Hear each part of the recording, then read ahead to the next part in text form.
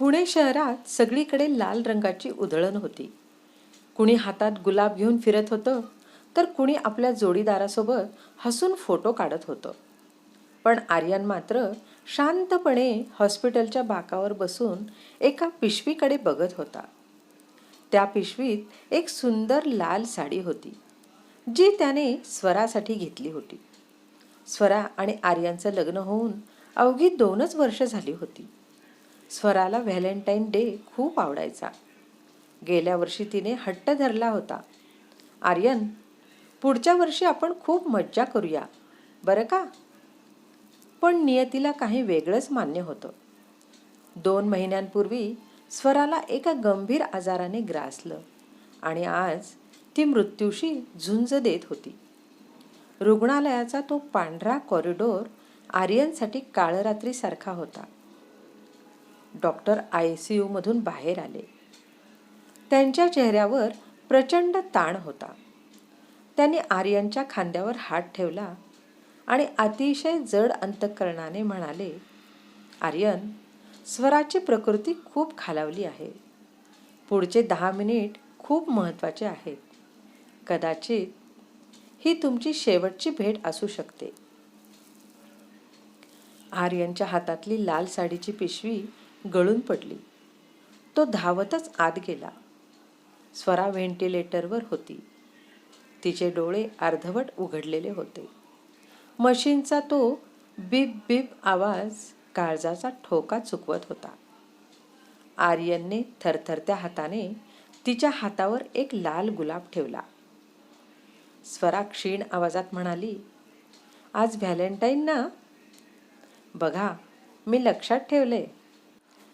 आर्यन, पुढच्या जन्मी पण मला तूच हवा आहेस. पण एक प्रॉमिस कर, माझ्या जाण्यानंतर तू रडणार नाहीस. स्वराचा हात हळूहळू ढिला पडू लागला. आर्यनला काहीच सुचत नव्हतं. त्याने तिचा थंड पडलेला हात आपल्या हातात घेतला आणि हुंदके देत ओरडला, स्वरा, तू असं जाऊ शकत नाहीस. तू म्हणाली होतीस ना की पुढच्या वर्षी आपण खूप मज्जा करू. मग आता मला एकटं सोडून का चालली आहेस? उठ स्वरा, बघ, मी तुझ्यासाठी तुझी आवडती साडी आणलीये. एकदा तरी डोळे उघड. आर्यनच्या डोळ्यातून एक उष्ण अश्रू स्वराच्या हातावर पडला आणि नेमका त्याच क्षणी चमत्कार झाला.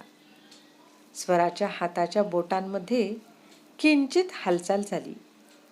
मॉनिटरवरची ती सरळ होऊ पाहणारी रेघ पुन्हा वेगाने वर खाली होऊ लागली. डॉक्टरांनी धावत येऊन तपासलं. मुख्य डॉक्टरांच्या चेहऱ्यावर आश्चर्याचे भाव होते. ते ओरडले, तिचा पल्स रेट वाढतोय. हा तर मिरॅकल आहे. तिची जगण्याची जिद्द परत आली आहे. 1 महिन्यानंतर आज स्वरा पूर्णपणे बरी होऊन हॉस्पिटलमधून डिस्चार्ज घेऊन घरी आली होती. आर्यनने संपूर्ण घर फुलांनी आणि दिव्यांनी सजवलं होतं. स्वराने तीच लाल साडी नेसली होती जी आर्यनने तिच्या मृत्यूच्या दारात असताना आणली होती.